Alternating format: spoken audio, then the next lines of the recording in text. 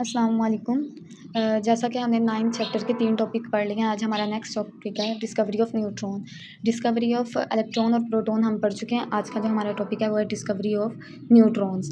अब जो न्यूट्रॉन्स हैं ये 1933 में इनकी डिस्कवरी हुई, न्यूट्रॉन पार्टिकल्स की। न्यूट्रॉन पार्टिकल्स, न्यूट्रल उसे कहते हैं जिसके ऊपर कोई चार्ज नहीं होता, जिसको हम ज़ीरो चार्ज पार्टिकल कहते हैं। तो इसी तरह जो न्यूट्रॉन है वो पार्टिकल्स होते हैं जिसके ऊपर जिन्होंने कोई भी जो है ना वो चार्ज कैरी नहीं किया होता। जो न्यूट्रॉन है इनका मैस प्रोटॉन के मैस के इक्वल होता है। हमने पीछे बात किया था कि प्रोटॉन का मैस जो है 1836 टाइम जो है वो ग्रेटर होता है इलेक्ट्रॉन की निस्बत।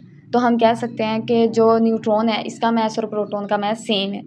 हमने 3 पार्टिकल्स के बारे में पढ़ा है, तीनों fundamental particle electron, proton, neutron, जिसको हमने फंडामेंटल पार्टिकल्स का नाम दिया है कि ये पार्टिकल्स या हमारे पास ये जो पार्टिकल्स हैं ये तमाम एटम्स, तमाम एलिमेंट्स, तमाम कंपाउंड्स के अंदर लाजमी प्रेजेंट होंगे एक्सेप्ट जो है ना हाइड्रोजन के अंदर न्यूट्रॉन नहीं होता। बाकी जितने भी एलिमेंट्स पाए जाते हैं, जितने भी कंपाउंड्स हैं, उन सब के अंदर ये तीनों पार्टिकल्स एसेंशियली मौजूद होंगे एक्सेप्ट हाइड्रोजन के अंदर सिर्फ न्यूट्रॉन प्रेजेंट नहीं होगा। इसका इफेक्ट ये है क्योंकि ये जो एटम्स होते हैं ये डिफरेंट वे में बिहेव करते हैं दूसरे की निस्बत। ये डिफरेंट बिहेव करते हैं और ये जो नंबर ऑफ़ ये जो पार्टिकल्स हैं डिफरेंट एलिमेंट्स में या डिफरेंट एटम्स के अंदर इन पार्टिकल्स के नंबर डिफरेंट होंगे, सेम अमाउंट में होगी। ये था हमारा न्यूट्रॉन के बारे में।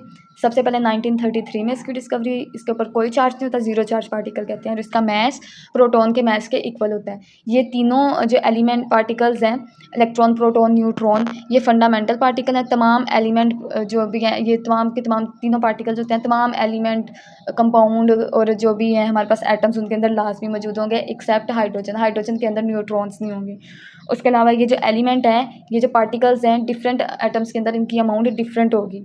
इसके बाद सबसे पहले जो हमारा माइंड में क्वेश्चन आएगा, साइंटिस्ट के माइंड में ये जो क्वेश्चन आता है वो ये है कि ये जो टिनी पार्टिकल्स हैं इलेक्ट्रॉन, प्रोटॉन, न्यूट्रॉन एटम के अंदर जो मौजूद हैं, इनकी अरेंजमेंट, इनका स्ट्रक्चर क्या होगा। इसकी बात अब जो है वो हम नेक्स्ट टॉपिक के अंदर करेंगे, जिसमें अंदर हम न्यूक्लियस के बारे में पढ़ेंगे।